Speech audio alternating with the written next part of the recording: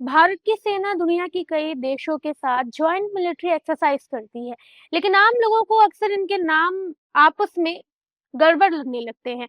खासकर तीन नाम बार-बार मिक्स हो जाते हैं। युद्ध अभ्यास, मैत्री और मित्र शक्ति।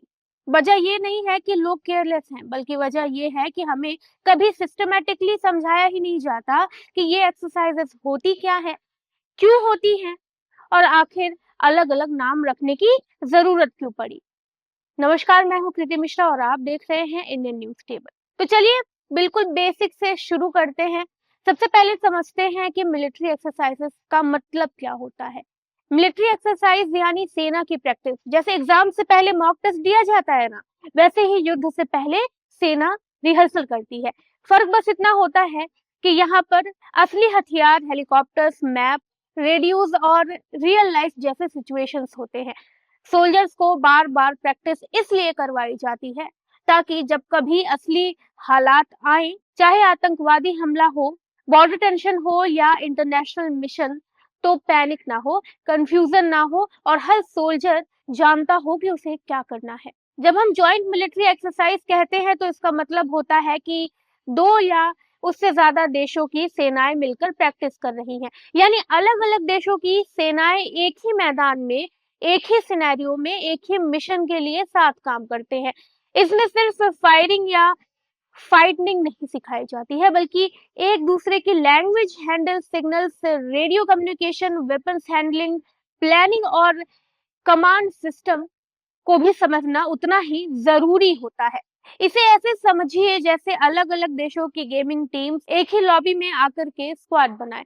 अगर कोऑर्डिनेशन नहीं होता है तो टीम हार जाएगी। इसके उलट होती है सिंगल नेशन एक्सरसाइज, जहां सिर्फ एक ही देश की सेना प्रैक्टिस करती है। भारत की अपनी कई एक्सरसाइजेस होती है, जैसे विजय प्रहार, पूर्ण विजय या गगन शक्ति।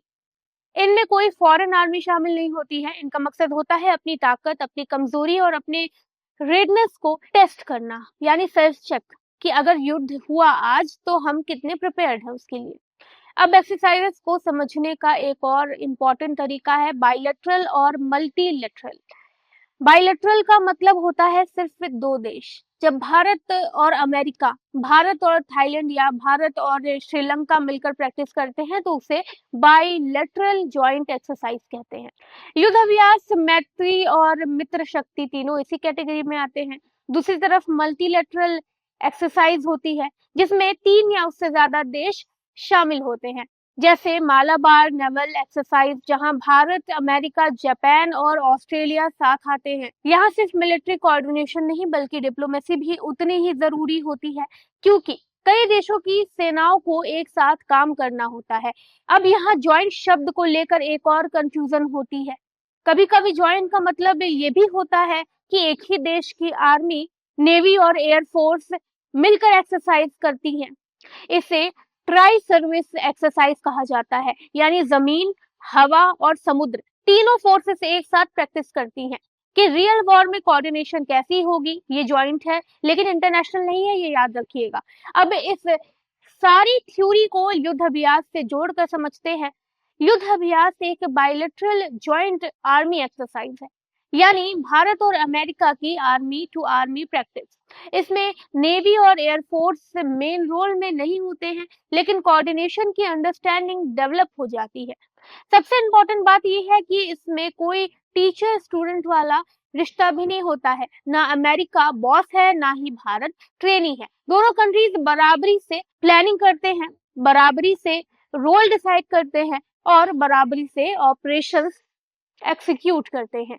अब सवाल आता है युद्ध अभ्यास कब शुरू हुआ और क्यों शुरू हुआ। तो देखिए, युद्ध अभ्यास की शुरुआत 2002 में हुई थी पहली बार उत्तर प्रदेश के आगरा में। ये वो दौर था जब 9/11 के बाद पूरी दुनिया आतंकवाद को लेकर अलार्म मोड में थी। भारत पहले से ही आतंकवाद झेल रहा था और अमेरिका ने भी पहली बार महसूस किया कि फ्यूचर वॉर सिर्फ ट्रेडिशनल नहीं होंगे बल्कि एसिमेट्रिक होंगे, जहां दुश्मन यूनिफॉर्म में नहीं दिखेगा।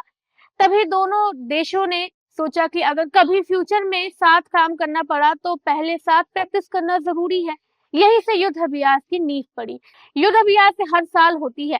एक साल भारत होस्ट करता है, अगले साल अमेरिका, यानी अल्टरनेटिंग होस्ट सिस्टम। आमतौर पर ये सितंबर से नवंबर के बीच में होती है ताकि ट्रेनिंग और वेदर रियलिस्टिक रहे। कभी पहाड़, कभी प्लेन्स, कभी कोल्ड कंडीशंस। मतलब ट्रेनिंग सिर्फ क्लासरूम के जैसे नहीं होती है बल्कि बिल्कुल रियलिस्टिक ग्राउंड रियलिटी जैसी होती है। अब बात करते हैं कि युद्ध अभ्यास क्यों जरूरी है। क्योंकि मॉडर्न वॉरफेयर अकेले नहीं लड़ा जाता है।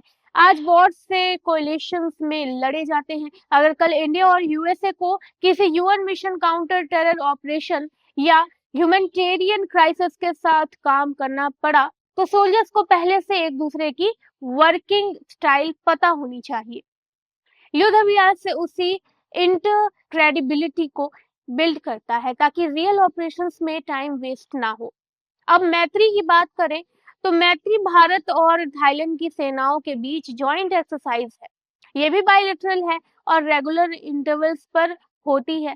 मैत्री इसलिए शुरू की गई क्योंकि जंगल और अर्बन टेररिज्म फ्यूचर का बड़ा थ्रेट बन चुका था। थाईलैंड में डेंस जंगल्स हैं और भारत के पास भी जंगल वॉरफेयर और अर्बन काउंटर इंसर्जेंसी का लंबा एक्सपीरियंस है। इस एक्सपीरियंस में दोनों सेनाएं सीखती हैं लिमिटेड विजिबिलिटी, ह्यूमिडिटी और सिविलियन हैवी एरियाज में ऑपरेशन कैसे किए जाते हैं। तीसरी एक्सरसाइज है मित्र शक्ति, जो भारत और श्रीलंका के बीच होती है। इसका फोकस रहता है small team high risk operations पर, जैसे raids, search operations, helicopter borne assaults और काउंटर टेरर मिशंस। इसे स्वाट स्टाइल जॉइंट प्रैक्टिस भी कहा जाता है।